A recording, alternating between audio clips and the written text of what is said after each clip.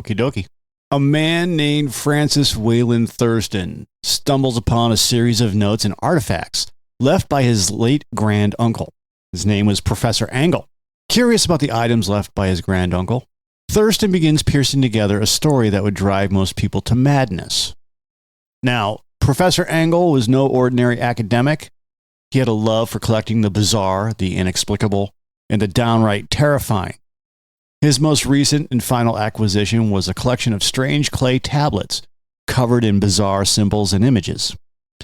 These artifacts, combined with the professor's meticulous notes, hint at a reality far more horrifying than anyone could imagine. The Call of Cthulhu is one of H.P. Lovecraft's most famous works. It redefined the horror genre. So today is all about the Call of Cthulhu, the story that introduced us to an anthropomorphic cuttlefish, or a dimensional entity that's the high priest of a race of beings called the Great Old Ones. One of the first clues Thurston encounters is the case of Henry Anthony Wilcox, a young artist who brought the strange clay tablet to Professor Angle. Wilcox, prone to vivid and unsettling dreams, had visions of a monstrous creature rising from the depths. His description matched the carvings on the tablet. A creature with a head full of tentacles, a scaly rubbery body with massive wings, and claws sharp enough to tear through steel. Thurston digs deeper and finds a bizarre story involving Inspector John Raymond Legrasse of the New Orleans Police. In 1908, Legrasse led a raid into the swamps of Louisiana to investigate the disappearance of several women and children. What he found was a scene straight out of a nightmare.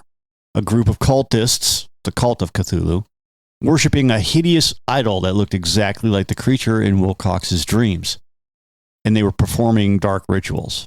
The region now entered by the police was one of traditionally evil repute, substantially unknown and untraversed by white men.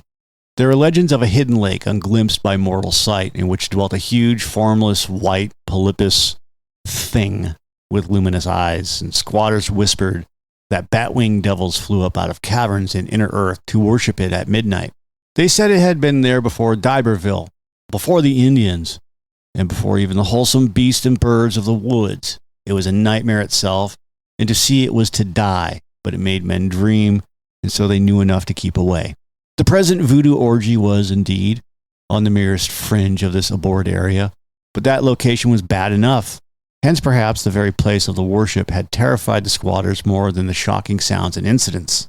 Only poetry or madness could do justice to the noises heard by Legrasse's men as they plowed on through the black morass toward the red glare and muffled tom-toms.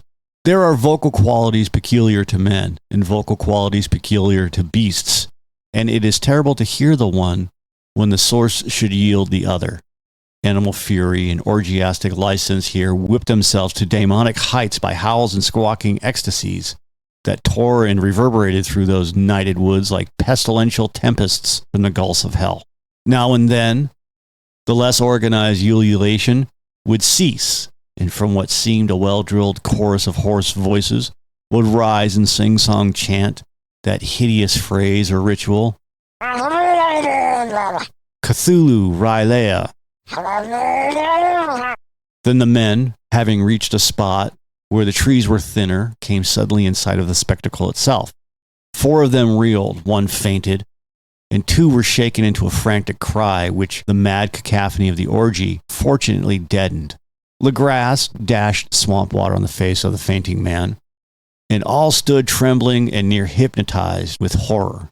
The cultists, led by a man named Castro, revealed chilling details about their beliefs. They worshipped the Great Old Ones, ancient beings that predate the universe.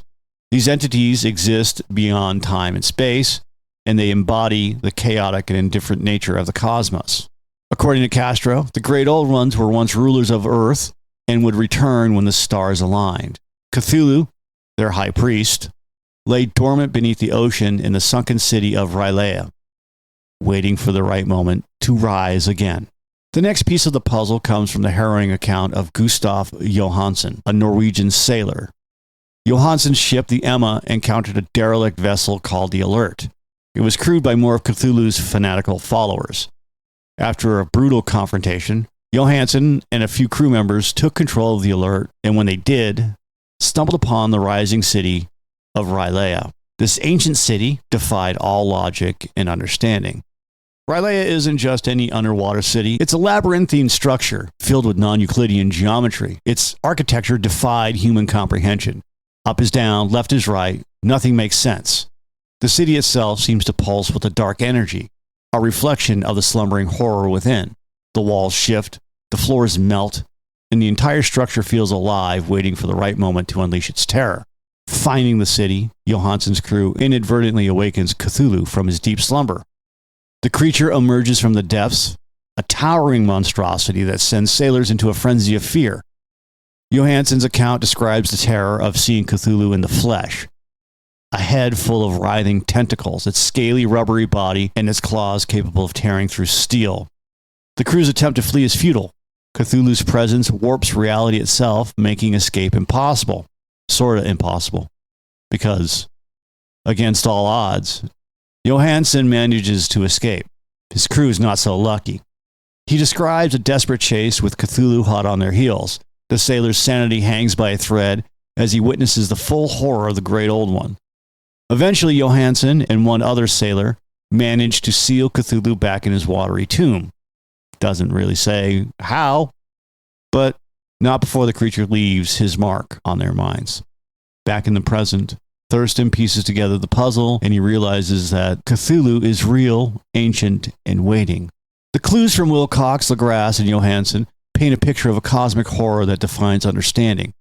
Thurston understands that Cthulhu isn't dead, just dreaming, and when he wakes up, it's game over for humanity. Thurston discovers that the cultists play a crucial role in keeping the dread alive. They believe in Cthulhu's eventual return and perform rituals to ensure it.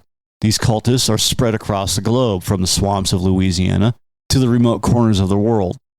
Their fanaticism and unwavering belief in the Great Old One makes them a constant threat. Cthulhu's story challenges our perception of existence. We humans like to think we're pinnacles of creation, but Cthulhu's presence suggests we're just a small part of a larger, unfathomable cosmos. The Great Old Ones, Cthulhu included, were the universe's way of saying, you don't know everything, do you? These beings operate on a scale far beyond human comprehension, embodying the chaotic and indifferent nature of the cosmos. One of the more terrifying aspects of the Call of Cthulhu is its psychological impact. The mere knowledge of Cthulhu's existence drives people to madness. The cultists are a prime example, their minds twisted by their worship of the Great Old Ones.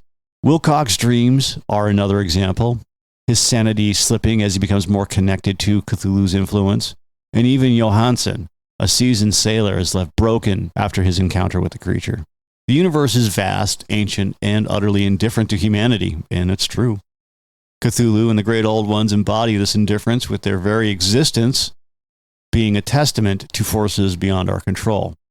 Humanity's place in the universe is minuscule, our understanding limited, and our importance negligible. All right, that's all I got for today. Thanks for listening. If you like it, hit that subscribe button for us. If you don't like it, that's okay too. Other than that, have a great day.